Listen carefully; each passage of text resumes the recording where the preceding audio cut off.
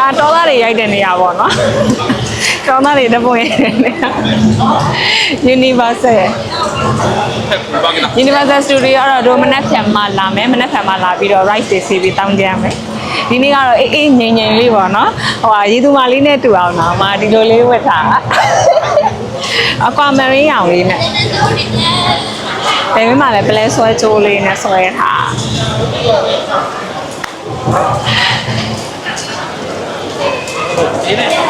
ဒီကလာပါရှင်ဟိမဒီနေ့ကတော့စင်ကာပူ Oceaneria ကိုရောက်နေတာဖြစ်ပါတယ်အရင်တုန်းကတော့သူက maintenance လုပ်ဖို့အတွက်ဆိုပြီးတော့ပိတ်ထားတာပေါ့နော်အခု6လပိုင်းမှာပြန်ဖွင့်ပြီးတော့ comeback အနေနဲ့ပြန်လာတာဗာအစ်စ်တွေရှိမလဲဆိုတော့အားလုံးပဲဒီလိုကြည့်လိုက်ရအောင်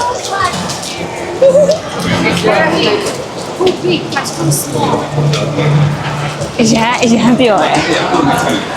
မြင်ရတာနဲ့တော့မစိတ်လို့ရကဲဒီမှာအခုအထဲတော့ရောက်ပြီဝင်ပေါက်ကိုရောက်ပြီပေါ့နော်ဟိုဟာတစ်ကက်ကကြတော့ဟိုဟာကလုကနေပြီးတော့ဖြတ်ထားတာပေါ့နော်ဒီကျူအာကုတ်လေးကို scan ဖတ်ပြီးတော့ဒီဘက်ကနေဝင်လာ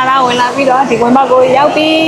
ခဏနေကြလို့ရှိရင်အထဲကိုစပြီးတော့ဝင်มาတော့မယ်အတူတူလိုက်ခဲ့ကြအောင်နော်စင်ကာပူ Oceaneria ကိုဝင်လိုက်တာနဲ့သူကဇုံတွေခွဲထားတယ်အဓိကအားဖြင့်သူကဇုံ10ခုတောင်ရှိရပေါ့နော်အဲ့ထဲမှာမဟိမအကြိုက်ဆုံး highlight ဖြစ်တဲ့နေရာဇုံလေးတွေကတော့ Ocean Waters Shark Sea Area School of Fish ပြီးလို့ရှိရင် Open Ocean Habitats ဖြစ်ပါတယ်အခုမြင်နေရတာကအရင်ဆုံးရောက်ရှိသွားတဲ့ Ocean Wonder Zone ပေါ့နော်အဲ့မှာဆိုရင် jellyfish လေးတွေမျိုးစုံပဲတွေ့ရတယ်ပေါ့လင်းလက်တောက်ပနေပြီးတော့နော်တက်ရှိလေးတွေဖြစ်တဲ့ဒါမဲ့လင်းလက်တောက်ပနဲ့အနုမြူလေးတွေကိုပဲအဲ့လိုလက်လင်းနေတဲ့အမှောင်ချထားတဲ့ငါးလေးတွေရဲ့လင်းနေတဲ့အယောင်လေးတွေကိုပို့ပြီးတော့မြင်ရအောင်လို့ဟိုအထဲမှာဒီအိမ်စုံထဲမှာပေါ့နော်အမှောင်ချထားတယ်ပြီးတော့ jellyfish လေးတွေအဲ့လိုလှလှပနဲ့လှုပ်ရှားပြီးတော့အဲ့လိုဖြစ်နေရလေးရတယ်လုံးဝတကယ်ကို magical ဖြစ်ရတယ်ကွာသိလားဒီ jellyfish လေးရဲ့နာမည်ကတော့ကျက်ဥကြော်လေးနဲ့တူလို့ fried egg sea jelly လို့ခေါ်တယ်等一下爸爸这么လာလိုက်တာဒါပေမဲ့ဘာလို့ခေါ်လဲဆိုတော့ကြည့်လိုက်အောင်ဟုတ်ပါဆက်လိုက်တော့ကွာဒီနာမည်က Pacific Sea Nut တဲ့သူကဒါလေးတွေ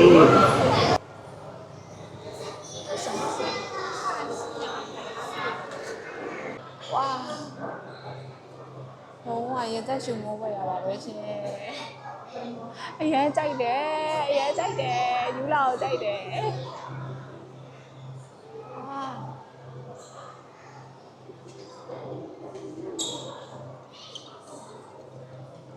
နေရအပြည့်ပဲ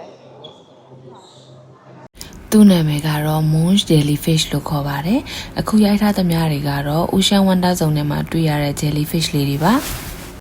နောက်ဆုံးတစ်ခုကတော့ Asian Water Zone ပဲဖြစ်ပါတယ်အဲ့ဒီအထဲမှာဆိုလို့ရှိရင်ဟိုကြောက်ခက်ဟိုပင်လယ်သမားခက်ကပင်လယ်ရင်းနေတဲ့တော်ဝါတွေကိုတွေ့နေရတဲ့အတိုင်းပါပဲ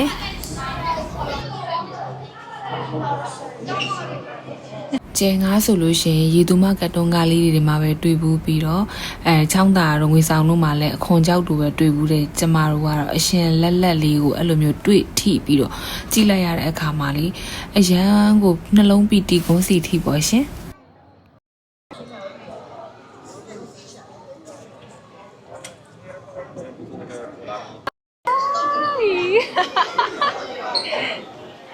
highlight အဖြစ်ဆုံးနေရာ Shark Sea Zone ကိုရောက်ရှိပါပြီ။ငမန်းပေါက်စလေးတွေရောစိုက်အလက်လေးတွေရောငမန်းအကြီးတွေရောကိုအနီးကပ်ကြည့်မြင်ရတာကလေ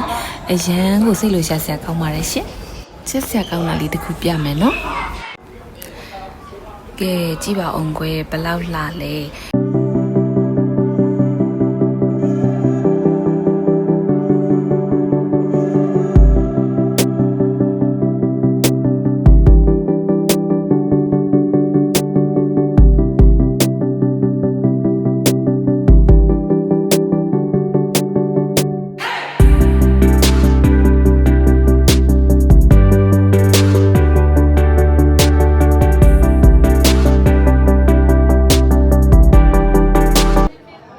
School of Fish ဇုံထဲကိုရောက်တဲ့အခါမှာကိုတိုင်းရေအောက်ထဲမှာ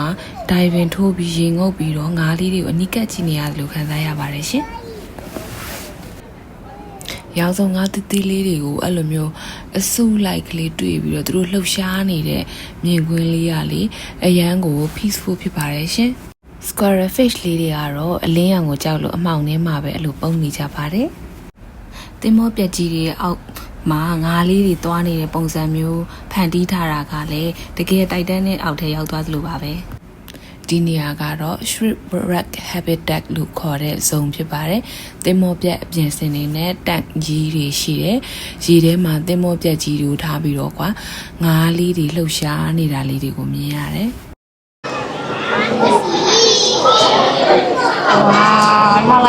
ဝါလှလိုက်တာလို့ပဲပြောနိုင်တော့တယ်။ဘာမှတော့မပြောနိုင်တော့။ဒီဇုံကတော့အမှန်အကြိုက်ဆုံးဇုံထဲမှာပါပါတယ်ပြီးတော့စင်ကာပူ Oceanarian ရဲ့အလားဆုံးဇုံလည်းဖြစ်ပါတယ် Chinese New Year ဖြစ်လို့သူတို့ရဲ့တင်ဆက်ပုံလေးကတော့ရေအောက်ငကားအကာလေးနဲ့ပေါ့နော်အမှန်စင်ကာပူ Oceanarian ကဇုံအားလုံးကိုလဲပတ်ခဲ့ပြီးပါပြီဒီစင်ကာပူ Oceanarian ကိုလာလေတင်လားတန်လားဆိုလို့ရှင်အရန်ကိုတန်ပါတယ်လာလဲတင်ပါတယ်ကိုချစ်ရခင်ရတဲ့သူတွေနဲ့လာလဲကြည့်ပါအောင်နော်ဟိမန်ဒီနေ့နော်စင်ကာပူ Oceanarian ထဲမှာပင်လယ်သမုဒ္ဒရာတွေကအကောင်လေးတွေအများကြီးတွေ့ခဲ့တယ်မီမိုလေးလည်းတွေ့ခဲ့တယ်ပြီးတော့ဗာလေးလည်း shark လေးလည်းတွေ့တယ် jellyfish လေးလည်းတွေ့အများကြီးတွေ့ဟိမန်ဒီနေ့အရန်ကိုပျော်တယ်ပေါ့နော်ပေးရတဲ့ပတ်စံနဲ့လည်းအရန်ကိုတန်တယ်48စင်ကာပူဒေါ်လာပဲရှိရဲနော်တနာရီတော့ရောက်တာ3နာရီအခုဒီလောက်လဲ9နာရီဆိုတော့ဟိမန်တို့အဲ့ထဲမှာ4နာရီကြာခဲ့4နာရီကြာဟိုမှာလုံးဝအားလုံးကကြ4နာရီဆိုလုံးဝလုံလောက်တယ်နော် Oceanarian ကိုလဲဖို့အတွက်နောက်ထပ်ဗီဒီယိုလေးတွေမှာလည်းဗာလေးတွေထပ်ပြီးရိုက်ပြအောင်မလဲဆိုတာကိုဆက်လက်စောင့်ကြည့်ပေးပါဒီနေ့ဗီဒီယိုလေးကတော့ဒီလောက်ပါပဲအားလုံးပဲတတားပါ